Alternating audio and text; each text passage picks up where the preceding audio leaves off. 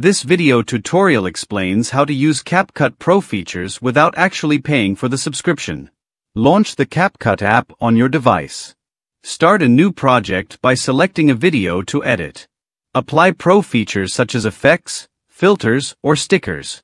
These features will typically have a Pro label. Edit your video as you wish using these Pro features.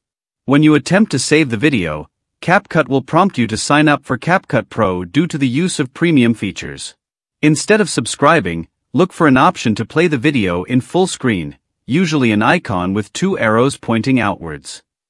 While the video is playing in full screen, swipe down from the top right of your screen to access the Control Center for iOS or the Notification Panel for Android.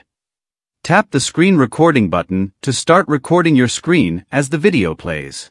After recording, you can crop the video to remove any unwanted controls or borders, leaving just the edited video with the Pro features.